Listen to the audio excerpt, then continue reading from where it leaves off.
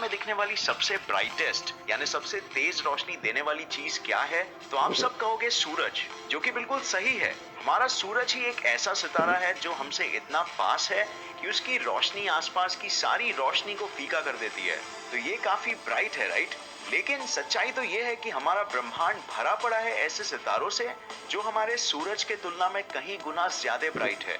Astronomers जो सितारों की स्टडी करते हैं वो उनके ब्राइटनेस की कैलकुलेटेड इंटेंसिटी या परिमाण को डिस्क्राइब करने के लिए दो टेक्निकल शब्दों का उपयोग करते हैं। सूरज और दूसरे कई सितारों की रोशनी हम यानी कि पृथ्वी तक कितने ब्राइटनेस में पहुंच रही है उसे कहा जाता है अपेरेंट मैग्नीट्यूड, जहां आप नाम से ही देख सकते हो जो कहता है अपेरेंट यानी वो ब्राइटनेस जो हमें पृथ्वी से दिखाई दे रही है। ये उनका वास्तविक ब्राइटनेस नहीं बताता है, सिर्फ ये बताता है कि वो हमें पृथ्वी से कितने ब्राइट दिख रहे हैं। अब ये दो इंपॉर्टेंट चीजों पे डिपेंड करता है, एक है सितारे की असल ब्राइटनेस और दूसरी उसकी हमसे दूरी। बट क्योंकि वो हमसे बहुत दूर है तो उनकी रोशनी हमें बहुत फीकी लगती है। यहाँ तक कि हमारा चांद जिसकी खुद की रोशनी नहीं है और वो सिर्फ सूरज की रोशनी को रिफ्लेक्ट करता है, वो भी हमें उन सितारों से काफी ज्यादा ब्राइट दिखता है। बट ये कोई फेयर कंपटीशन नहीं है। अगर हम एक 100 वॉट के लाइट बल्ब को भी अपनी आंखों के कुछ इंच सामने रख दे तो वो भी हमें सूरज से ज्यादा ब्राइट दिखेगा।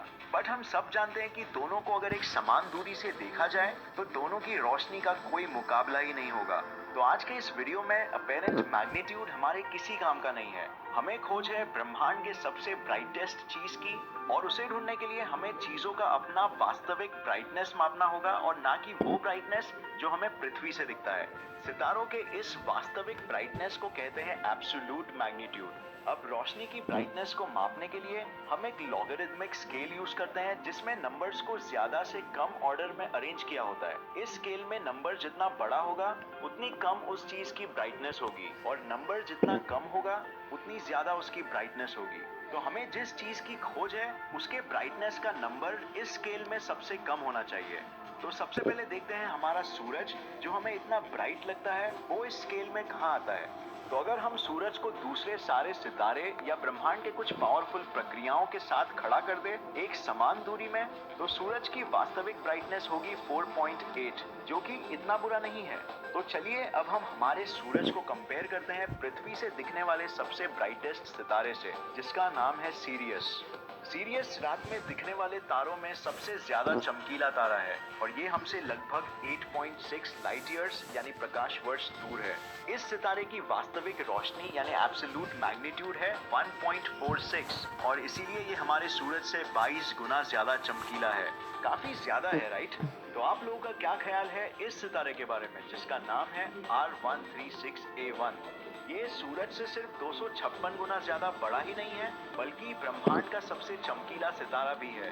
भूलिए मत कि जितने कम आंकड़े होंगे ब्राइटनेस को डिस्क्राइब करने के लिए उतना ज्यादा ब्राइट वो चीज होगा। इस सितारे की वास्तविक ब्राइटनेस हमारे सूरज की तरफ 4.8 नहीं है बल्कि है -12.16। इसका मतलब ये हमारे सूरज से 86 लाख गुना ज्यादा चमकीला है। अगर ये हमारे सूरज की जगह होता तो इसके प्रकाश की बस एक झलक ही हमारे आंखों को तुरंत नष्ट कर देती। बट ये इतना चमकीला सितारा भी ब्रह्मांड की सबसे चमकीली चीज नहीं है। आप ये जानते होंगे कि जब कोई विशाल सा सितारा मरता है तो एक बड़ा सा धमाका होता है जिसे कहते हैं सुपरनोवा या हाइपरनोवा। अब ये सुपरनोवा के साथ कुछ और भी होता है। सितारा इतनी ऊर्जा से विस्फोट होता है कि एक बहुत ही पावरफुल रोशनी की बीम यानी कि किरण रिलीज होती है और ये बीम को हम कहते हैं गैमा रे बर्स्ट्स, जो किसी भी सितारे से कहीं ज्यादा ब्राइट होता है और इतनी ऊर्जा बस कुछ सेकंड्स में रिलीज करता है जितनी ऊर्जा सूरज अपने पूरे 1000 करोड़ सालों की जिंदगी में रिलीज करेगा। ये ब्रह्मांड का एक बहुत ही अनोखा इवेंट होता है और हमारे कुछ दूरी पे एक सितारा भी है जहां आगे भविष्य में ये विस्फोट हो सकता है। उस सितारे का नाम है WR104।